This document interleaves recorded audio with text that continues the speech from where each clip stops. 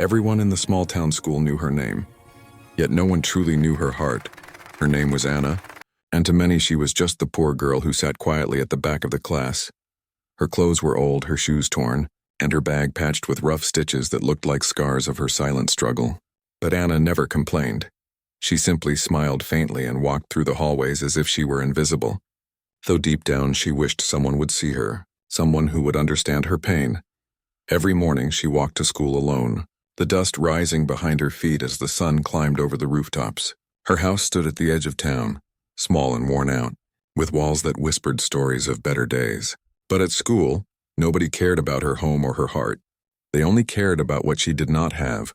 When Anna entered the classroom, whispers began to float in the air like tiny knives cutting through her spirit. The girls in shiny shoes and branded bags would look at her and laugh softly, pretending to fix their hair but actually mocking her. One of them, named Clara, always found new ways to insult her. She would say things like, "Anna, did your father buy those clothes from the trash market?" And the others would burst into laughter that echoed like cruel music through the room. Anna would lower her eyes and pretend she didn't hear. She would open her old notebook and draw little flowers on the corner of the page, pretending those flowers could protect her from their words. Sometimes she thought of saying something back, but she remembered her father's gentle voice saying, "Anna, people only hurt others when they feel empty inside. So stay kind even when it hurts." The teachers noticed how she was treated, but they never spoke up. They just sighed and continued with their lessons. Maybe they thought it wasn't serious, maybe they thought Anna would get used to it. But no one really understood how heavy silence could become when it was filled with pain. During lunch breaks, Anna would sit under the big oak tree behind the school. While the others laughed and shared food in groups, she would eat the simple bread her father packed for her. Sometimes it was just bread and an apple, sometimes even less. But she always whispered a quiet thank you before eating, because she knew how hard her father worked at the repair shop to make sure she never went hungry. One afternoon, as the sun painted golden lines across the playground, the students were preparing for the annual school fair. Everyone was excited except Anna. She wanted to join. But Clara and her group laughed when they saw her name on the volunteer list. "Oh no, the poor girl wants to help too," Clara said. "Maybe she can collect the trash after the event." And everyone laughed again, loud and heartless. Anna's eyes filled with tears, but she didn't let them fall. She turned away and whispered softly, "One day you'll see who I really am." That night, when Anna came home, her father was waiting at the door, his hands covered in grease from work, but his smile warm and gentle. "Tough day, sweetheart?" he asked. Anna nodded, not trusting her voice to speak. He placed his hand on her head and said, "Remember, Anna, gold stays gold even when covered in dust. Never forget that." She went to her small room, looked out the window at the quiet street, and wondered why people judged others by what they saw, not by who they were. She wished she could tell her classmates that her father wasn't a nobody, that once he had owned something great, something that people respected. But he never talked about it anymore, and she never asked, because she didn't want to open old wounds. The next morning came cold and gray. Anna wrapped her thin scarf around her neck and began walking to school again. Her shoes scraped the road as she carried her worn-out bag on one shoulder. The same laughter awaited her, the same whispers, the same cruel smiles. But something inside her felt different. She didn't know why. Maybe it was her father's words echoing in her heart like a soft shield that day. The teacher announced a class project that would require everyone to bring a parent to help with a small exhibition. Clara's group laughed again. "Oh, Anna, will your father come in his dirty uniform to fix the tables?" she sneered. Anna just looked at her quietly, her eyes calm but strong. "Yes," she said softly, "he will come." They laughed even louder, mocking her confidence, not knowing that those words carried a hidden promise, not knowing that soon, the very ground beneath their pride would shake. As school ended and the sun began to fall behind the buildings, Anna walked home slowly, thinking about the project, thinking about her father, and wondering if she had done the right thing by saying he would come. When she turned the corner of her street, she saw something unusual. A black car parked right outside her house. Its surface shiny, its windows tinted. It looked expensive, powerful, out of place among the small, tired houses of the neighborhood.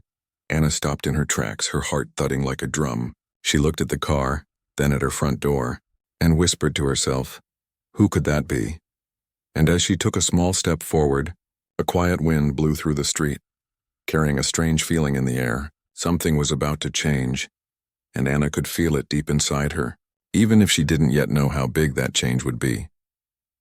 The black car outside Anna's house looked strange against the small broken fences and cracked walls of the neighborhood. It was polished and shining like a mirror catching the last rays of sunset. Anna stood frozen on the road staring at it, her fingers tightening around the strap of her worn bag. She felt a strange pull in her chest, a mix of fear and curiosity whispering that something important was about to happen. She took a slow step forward. The sound of her shoes brushing against the dusty road filled the silence. The car door opened and a tall man stepped out, dressed in a dark suit with eyes that looked calm yet sharp. He nodded politely when he saw Anna, then turned toward her house and walked in as if he already knew the way. Anna's heart raced faster. She hurried after him, wondering who he was and what business he could have with her father. Inside, her father was sitting at the table. His face looked serious but not surprised. The two men shook hands firmly. Anna stood quietly near the door watching them. Her father smiled faintly and said, "Anna, come here, this is Mr. Harris. An old friend of mine." She nodded politely, unsure of what to say.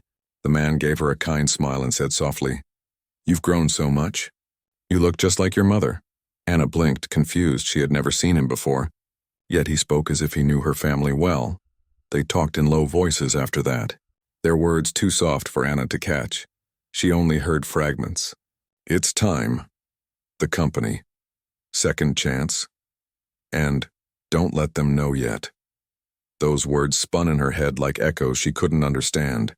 When the man finally left, her father sat quietly for a long moment staring at the floor, his hands clasped together as if carrying a heavy weight that night at dinner. Anna tried to ask about the man. "Dad, who was he really?" Her voice was careful, afraid she might break the quiet that had settled between them. Her father smiled gently. "Just someone who helped me long ago," he said, his voice low and tired. "Someone who reminded me that life isn't over yet." Then he looked at her with soft eyes and added, "Anna, sometimes people see you as worthless because they don't know your story. But you must never forget your own value, promise me that." She nodded slowly, not knowing why those words felt heavier than usual the next morning. The black car was gone, but Anna couldn't stop thinking about it. She wondered if her father had some hidden past, maybe something important that no one at school knew when she reached class. Clara and her friends were already whispering in the corner. They stopped when Anna entered. Clara smirked and said, "Look who's here. Our little charity girl." The others giggled, but Anna didn't react. She just took her seat quietly and began writing in her notebook inside her chest. A small fire began to grow, soft but steady. She didn't understand it yet, but it made her stronger. During recess, Anna sat under the big oak tree again. The breeze moved through the leaves, making them dance like they were sharing secrets with the sky. She opened her lunch and took a bite of her bread. Just then, she overheard two teachers talking nearby, their voices hushed but clear enough to reach her. "I heard Mr. Raymond used to be something big," one said. "Really?" the other replied. "I think he was once a company owner or something like that." The first teacher nodded. "Yes, someone told me he was a CEO before everything fell apart." Anna froze. Her bread still in her hand, her heart began to beat faster. She wanted to stand up and ask them what they meant, but her feet wouldn't move. A CEO, her father, she couldn't believe it. Her father who now fixed cars and came home with oil on his hands. Her father who never talked about the past. Could he really have been someone important once when the bell rang? Anna walked back to class, but her mind was far away. Every word from the teachers echoed in her ears. After school, she rushed home, her thoughts spinning like a storm. She wanted to ask him. She needed to know when she arrived. He was outside fixing an old motorbike. The sound of tools clinking against metal filled the air. "Dad," she said, her voice shaking a little. "Were you really a CEO?" Her father stopped working. His hands froze for a moment. Then he slowly put the wrench down. The evening sun glowed behind him, outlining his tired face in gold. He turned toward her with a small smile that carried sadness and pride together. "Who told you that?" he asked softly. Anna looked down. "I just heard some teachers talking," she said quietly. "Is it true?" For a long moment he didn't answer. Then he nodded slowly. "Yes, Anna, it's true," he said in a calm voice. "A long time ago I owned a company. We built machines that changed people's lives, but one mistake, one wrong friend, and everything I had was gone." Anna's eyes widened. She didn't know what to say. Her father continued, "I lost everything. The company, the house, even friends. They all disappeared when the money did, but I still had you. And that was enough. Anna felt her throat tighten. Her eyes filled with tears she tried to hide. She whispered, "I'm sorry, Dad," but he shook his head gently. "Don't be sorry, my child. Life has strange ways of testing us. People may call you worthless, but true worth is something no one can take from you." His words wrapped around her like a warm blanket against the cold that night. Anna lay in bed staring at the ceiling, thinking about everything she had just learned. Her father, once powerful and respected, now living quietly among people who judged him without knowing. Her chest ached. But at the same time, she felt a deep pride growing inside her. She whispered to herself, "They think we're nothing, but one day they'll see who we really are outside." The wind carried the sound of distant cars, and somewhere far away, another black car was driving through the night, heading toward a future that neither Anna nor her father could yet see. That night felt longer than any other night Anna could remember. The air outside her window was still and heavy. The moonlight slipped quietly through the curtain and painted silver lines across her room. She lay awake listening to the ticking of the old clock on the wall. Each tick felt louder than the one before. Her father's words kept repeating in her mind like an echo she could not silence. He had once been a CEO, a man with power, with respect, with dreams larger than the sky, and now he fixed broken engines for people who looked down on him. Anna turned on her side. Hugging her pillow tightly, her chest felt warm and heavy at the same time. She was proud but confused. She wanted to know more. She wanted to understand what had truly happened. How a man like her father could lose everything and still smile every morning like nothing was wrong. She closed her eyes and whispered, "One day, I'll make them see him the way I do." The next morning came with soft rain and gray skies. The streets were wet and shiny like mirrors. Anna walked to school holding her small umbrella, her thoughts wandering back to the black car and the man named Mr. Harris. She wondered if he was part of her father's old world. Maybe the company he had lost. Maybe the friend who took it all. She did not know. But she wanted to find out when she reached school. The air smelled of wet books and chalk dust. Her classmates were chatting excitedly about the upcoming annual event. Even the teachers were busy preparing decorations, but for Anna, everything felt distant, like she was watching a movie of someone else's life. Clara saw her walking in and smirked. "Oh, look, the invisible girl showed up again." Her friends giggled. "Maybe she'll wear the same dress she wore last year," they whispered. Anna ignored them and walked past quietly. Her silence seemed to bother them more than her words ever could. During science class, the teacher was explaining about electricity, but Anna's mind drifted away. She found herself staring at the rain sliding down the window, tiny rivers racing each other to the edge. The soft sound of thunder in the distance reminded her of her father's story, the way his voice had cracked when he spoke about losing everything. She wondered if the storm outside was like the one he had once faced inside his heart. After school, she decided to take a different path home. The road passed near the repair shop where her father worked. She stopped at the corner and watched him from afar. His hands were dark with oil, his shirt damp with sweat, but there was something graceful about the way he worked. Every move calm and careful. A customer spoke to him rudely, shouting about how long the repair was taking. But her father only smiled and said, "Thank you for waiting, sir. It will be ready soon." There was no anger in his voice, only patience. Anna felt her eyes sting. She realized that real strength wasn't loud. It was quiet like this. When her father finally noticed her standing there, he waved and smiled. "You're early today," he said. She nodded and walked closer. "Dad," she asked softly, "did you ever want to go back to the old life?" He looked at her thoughtfully. "Sometimes," he said, wiping his hands on a cloth. "But the old life isn't what matters. What matters is what we build from what's left." His words settled deep in her heart like a seed that would grow later that evening. As they sat together eating soup, there was a knock on the door. Her father opened it and froze for a moment before speaking. "Mr. Harris," he said quietly. The man smiled and stepped inside. He brought a small envelope and placed it on the table. "The offer still stands," he said. "Our board wants you back. They believe you can rebuild the company better than before." Anna's eyes widened. She looked at her father in disbelief. "Back," she whispered. Her father's jaw tightened. "I'm not sure I belong there anymore," he said slowly. Mr. Harris replied, "You never stopped belonging, Raymond. You were the heart of it." They spoke for a long time, their voices calm but filled with emotion. Anna listened quietly from the corner. The rain outside grew stronger, tapping against the window like impatient fingers. When Mr. Harris finally left, her father sat in silence, staring at the envelope. Anna walked up to him and asked, "Dad, are you going to say yes?" He smiled faintly. "Maybe, but not for myself," he said.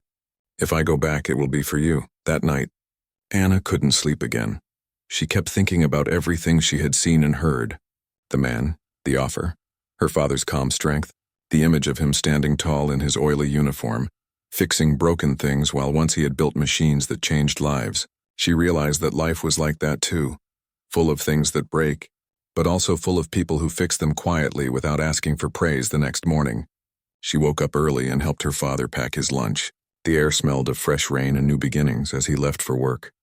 She waved and said, "You're the best dad in the world," he laughed softly.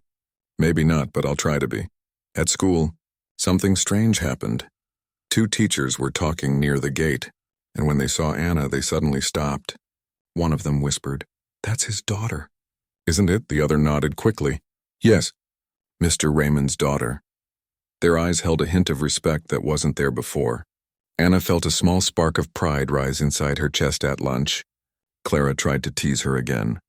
"So did your father fix that old car yet?" she said.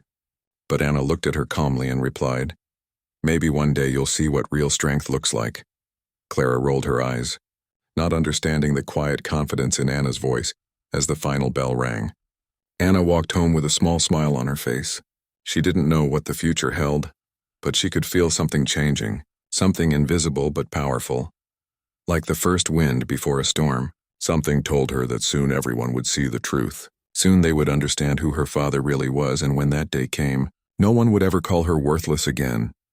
The day of the school event arrived with bright skies and restless hearts. Students filled the courtyard with laughter and chatter. The banners fluttered in the breeze and music played softly through the speakers. Everyone was dressed in their best clothes. The rich students wore new shoes and shiny accessories. Their parents arrived in fancy cars that lined up outside the school like a show of pride and power. Anna stood quietly near the back gate, holding her invitation card tightly. Her hands were trembling, but her eyes were steady. She had told her father about the event a week ago. He had smiled and said, "If they invite parents, then I'll be there." His voice was gentle but firm. At that time, Anna didn't know what he planned. She didn't know what he meant by the quiet promise in his tone. But now, as she looked around and saw all the expensive cars and confident faces, she began to feel a knot of fear tighten in her stomach. She wondered if her father would really come. She wondered what everyone would say when they saw him in his work clothes. Clara and her group walked past her, laughing loudly. Their perfumes filled the air like a sharp scent of arrogance. Clara glanced at Anna and smirked. "So, is your mechanic father coming too?" she asked with mock curiosity. Her friends giggled behind her. "Maybe he'll fix the lights if they go out," another girl added. Anna's face flushed, but she said nothing. She just looked at them calmly, her silence more powerful than any word she could have spoken. The principal's voice echoed through the microphone. Announcing the start of the event, the crowd clapped, and the students took their seats. Speeches began, performances followed. The air was filled with applause and cheer, but inside Anna's heart there was only one question spinning round and round. Will he come? Her eyes kept moving toward the school gate. Every time she heard the sound of a car engine, her heart jumped with hope, but each time it wasn't him. The sun climbed higher. The event continued. Awards were handed out. Students danced and sang. Anna clapped politely, but her thoughts were far away. She remembered her father's words the night before. Sometimes silence is stronger than noise. Sometimes the quietest moment changes everything. She didn't understand it then, but now those words felt heavy and mysterious. Halfway through the event, the principal made another announcement, and now we are expecting a special guest, a respected businessman who has recently returned to our town, someone who has inspired many through his hard work and comeback. The crowd buzzed with excitement. Students whispered to each other, trying to guess who it might be. Clara leaned toward her friend and said, "Probably someone important from the city," she smiled proudly, believing her own father would soon be called on stage a few seconds later. The sound of an engine echoed from outside. It was deep and powerful. Everyone turned their heads toward the gate. A sleek black car slowly rolled into the school grounds, shining under the sunlight like it carried secrets of its own. Teachers straightened up. Students gasped. and even the principal adjusted his tie nervously. Anna's breath caught in her throat. Her eyes widened as she recognized it. The same car that had once stopped outside her house. The car door opened, and a man stepped out wearing a tailored dark suit that fit him perfectly. His face calm, his walk steady. There was a quiet authority in the way he moved. Whispers spread like fire through the crowd. Who is he? He looks important. I've seen him before, but Anna already knew. Her heart began to beat faster. Her fingers clutched the edge of her seat. Her father had come. The principal hurried forward with a wide smile. "Welcome, sir," he said. "We are honored to have you." Her father nodded politely and shook his hand, his eyes scanning the crowd until they found Anna. For a brief moment their eyes met and he gave her a small, reassuring smile that said everything words could not. The crowd didn't know yet who he was, but they would soon find out. Clara and her friends whispered among themselves, not realizing the truth. "He looks familiar," one said. "Maybe he's one of the sponsors," another guessed. Clara laughed softly. "Well, whoever he is, he's definitely not here for her," she said, pointing toward Anna with a cruel smile. But her laughter faded quickly as she saw the principal invite the man on stage. "Ladies and gentlemen," the principal said proudly, "please welcome our chief guest, Mr. Raymond, founder and director of Raymond Industries." The crowd went silent, like the air itself had stopped moving. Anna's classmates turned to stare at her, their mouths open. Clara's eyes widened in shock. Her face drained of color. Whispers rippled through the students. "Raymond? Isn't that Anna's last name? Her father? No way." Teachers looked at each other in disbelief. Even the parents in the front row whispered quietly, wondering how the man they thought was a simple mechanic could be the same Raymond whose name once appeared in newspapers and business magazines. Anna sat frozen, tears welling in her eyes. She didn't know whether to smile or cry. Her father stood tall on the stage, the light falling on his face, and spoke into the microphone, his voice calm and clear. "Thank you for having me," he said. "It is an honor to be here today," he paused, then added softly, "I have always believed that true worth is not measured by what you wear or what you own, but by how much heart you have when life tests you." His words carried through the air like gentle thunder. Reaching every corner of the crowd, Clara lowered her head. Unable to meet Anna's eyes, the same students who had laughed now sat in silence. The same teachers who had ignored her pain now watched with guilt. Anna felt a warmth rise in her chest. "Not pride, but peace," she whispered to herself. "They know now." And as her father stepped down from the stage, the crowd began to clap slowly at first, then louder and louder, the sound rising like a wave of respect. Anna stood up as her father walked toward her, his smile soft and full of love, and in that moment, the world that had once mocked her bowed quietly to the truth they could no longer deny. The sound of applause filled the air like waves breaking on the shore. It rolled through the crowd, soft at first, then strong, and for a moment everyone forgot where they were. Mr. Raymond stood tall under the bright light. His calm smile carried the strength of a man who had walked through storms and still stood proud. Beside the stage, Anna watched him with tears glistening in her eyes, her heart beating fast. She could hardly believe that the man who had quietly fixed broken engines every day now stood before everyone, as a symbol of power and respect. He lifted his hand slightly, and the clapping faded. His eyes swept across the sea of faces. Students, teachers, parents, all staring at him in silent awe. His voice was steady when he spoke. "I want to share a small story with you," he said, his words soft but full of meaning. "Years ago I owned a large company. People respected me. I had everything a man could wish for. Money, friends, comfort, and fame, but one mistake, one betrayal, and everything was gone in a single day." The crowd leaned forward, every ear listening, every heart holding its breath.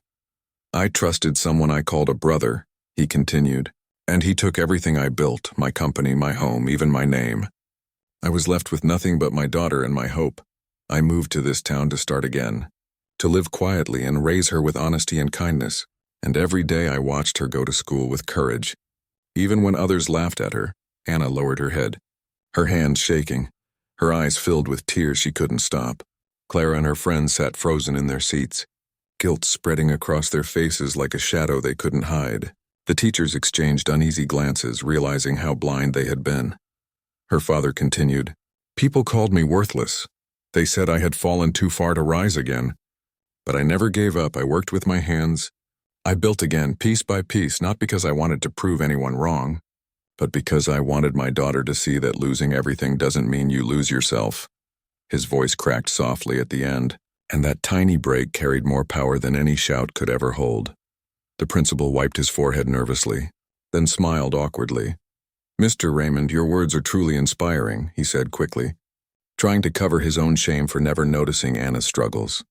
But the students didn't move or speak, they just stared, their faces a mix of wonder and disbelief. Mr. Raymond smiled faintly. "I am not here to make anyone feel small," he said. "I only wish for one thing, that this school becomes a place where no child is judged by what they wear or where they come from. Because true worth is not measured by the brand of your shoes, but by the kindness in your heart." His words echoed through the hall, and for a moment, even the wind outside seemed to pause to listen. Anna could no longer hold back her tears. She stood up slowly. The crowd turned toward her. Her father looked at her with eyes full of pride and warmth. She walked toward the stage, each step light but powerful. Her classmates watched in silence as she climbed the steps and stood beside him. He rested a gentle hand on her shoulder and said softly into the microphone, "This is my daughter Anna. She is the reason I never gave up. When the world turned its back on me, she gave me a reason to keep walking. She believed in me when no one else did." The hall fell completely silent. Then a few soft claps began from the back, then more, until the entire crowd rose to their feet, clapping and cheering. The sound filled every corner like thunder rolling across the sky. Anna looked up at her father and smiled through her tears, her heart swelling with pride and love. Clara's eyes filled with tears. She looked down at her hands, her voice trembling as she whispered to her friend, "We were so cruel." Her friend nodded quietly, unable to speak when the applause finally faded. Anna's father stepped closer to the microphone one last time and said gently, "Remember, the person you look down on today might be the one who teaches you the true meaning of strength tomorrow. So be kind always." His words settled in every heart like seeds waiting to grow. After the event ended, people began to approach them. Teachers apologized, parents smiled kindly. Even the principal bent slightly and said, "Mr. Raymond, it's an honor to have you here. We hope to see more of you." He nodded politely, but his eyes were on Anna. She was the only thing that truly mattered to him in that moment. Clara slowly walked up to her, her usual pride gone, her voice soft and shaking. "Anna," she whispered, "I'm sorry for everything I said. I didn't know." Anna looked at her for a moment, then smiled gently. "It's okay," she said. "Now you know." As they left the hall, the sun was setting behind the school, painting the sky in orange and pink. The black car waited quietly near the gate. People stared as they walked toward it. Whispers followed them. But this time they were not cruel whispers. They were filled with respect and admiration. Anna held her father's hand tightly, feeling his strength in every step. He looked down at her and said, "You see, my dear, sometimes silence speaks louder than noise. Today, the world heard your silence." Anna smiled softly. The breeze lifted her hair, and for the first time she felt light, free, powerful in her own quiet way as they drove away. The same people who once laughed now watched with awe, their smiles fading into humility, their hearts heavy with the lesson they had just learned. That worth is never given by others. It is carried within, and once the world sees it, it shines brighter than any jewel. The next morning came soft and golden. Sunlight spilled gently through the small cracks of Anna's window. The birds outside sang sweetly as if they too knew something had changed. Anna woke up feeling lighter than she ever had before. The pain that once lived inside her chest had turned into warmth, a kind of quiet pride that made her heart glow from within. She stood in front of the mirror and looked at herself. The same face, the same eyes, but a new light inside them, she whispered softly. "They know now." And her reflection smiled back at her. Downstairs, her father was already preparing breakfast, humming a tune she had not heard in years. There was peace in his movements, a calm pride in every gesture. He looked up as Anna entered and smiled. "Good morning, my brave girl," he said. She grinned and replied, "Good morning, Dad." They sat together and ate in silence. But it was a silence that spoke of victory, of battles fought and won without anger, without revenge, only with dignity. When Anna walked to school that day, the air felt different. The same road that once felt heavy under her feet now felt lighter. People she passed on the street smiled at her kindly. Some even nodded in respect. Whispers followed her again, but these whispers were not cruel. They were soft and filled with curiosity. "That's her," they said. The girl whose father came in the black car. At the school gate, students stood talking in groups as usual. But when Anna walked in, conversations paused for a moment, eyes turned toward her. Clara and her friends were standing near the stairs. They didn't laugh or whisper this time. Instead, Clara stepped forward slowly, her voice gentle and unsure. "Anna," she said. "Can we talk?" Anna looked at her calmly. "Yes," she said. Clara's eyes were red as if she hadn't slept all night. "I was wrong," she said softly. "We all were. I said terrible things about you and your father. And now I can't even look at myself without feeling ashamed." Anna watched her for a moment and then smiled kindly. "Everyone makes mistakes," she said. "What matters is what you do after." Clara looked down, tears slipping down her cheeks. "Thank you," she whispered. "I don't deserve your kindness." Anna shook her head gently. "Kindness isn't something people earn," she said. "It's something people give." And with those words, she turned and walked toward her classroom, her steps calm and confident. The teachers greeted her differently, too. One of them even said, "Anna, you must be so proud of your father." She nodded politely. "I am," she said softly, but inside she thought, "I'm proud of more than that. I'm proud of how he taught me to stay strong without hate, to rise without hurting anyone." During the morning assembly, the principal took the microphone and said, "Yesterday's event reminded us all of something important. We learned that judging others by their appearance is a mistake. We learned that respect should never depend on wealth, but on character." The students clapped and looked toward Anna. She felt her cheeks warm, but she kept her eyes down, her heart beating with quiet happiness. At lunch, Clara joined her under the oak tree where she used to sit alone. This time she brought extra sandwiches and offered one to Anna. "For peace," she said with a small smile. Anna laughed softly. "For peace," she agreed. As they ate together, the breeze moved through the leaves and sunlight danced on the grass. It felt like the world had forgiven itself a little. Meanwhile, far across town, Mr. Raymond stood in front of a tall glass building, the same company he had once lost. The sign now read Raymond Industries. He looked up at it with a mixture of pride and humility. Mr. Harris stood beside him, smiling. "It's good to have you back," he said. "The team is waiting inside." Mr. Raymond nodded slowly. "It feels strange," he said, "like returning home after a long journey." But his eyes were peaceful. "This time I'll build not with pride, but with purpose," he added. Mr. Harris smiled. "And this time, your daughter will see it all back at school." Anna was helping her classmates decorate the notice board. Everyone worked together. Laughter replaced the cruel whispers that once filled the halls. Even the younger students looked up to her. One little girl asked shyly, "Anna, is it true your father is really rich?" Anna smiled and said, "He's rich in courage." The girl blinked, not quite understanding, but smiled anyway as the final bell rang. Anna packed her things and stepped out into the afternoon sun. She saw the familiar black car waiting near the gate. Her father leaned against it, smiling. "Ready to go?" he asked. "Always," she said. They got in and drove away slowly, the breeze playing through her hair, the school fading behind them. Along the road, people waved at them, some calling her father's name with respect, others simply smiling with admiration.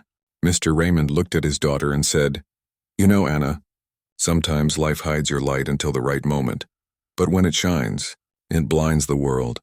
Anna looked at him and said softly, "You were my light." "Dad?" He smiled and squeezed her hand gently. "No, my dear, you were mine."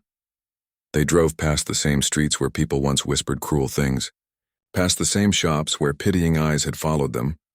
Now those eyes were full of respect, not because of wealth or power, but because of truth. They had seen what worth really meant as they reached home. Anna stepped out and looked at the small house that had once felt too small for her dreams. Now it felt big enough to hold all her pride and peace. She turned to her father and said, "Dad, do you think people will ever forget yesterday?" He smiled softly. "No, Anna, they'll never forget, because yesterday they learned something their hearts will remember forever." That evening, as the sky turned gold and the town grew quiet, Anna stood outside watching the sunset. She thought of all the pain, the laughter, the tears, and the love that had brought her here. The voices that once called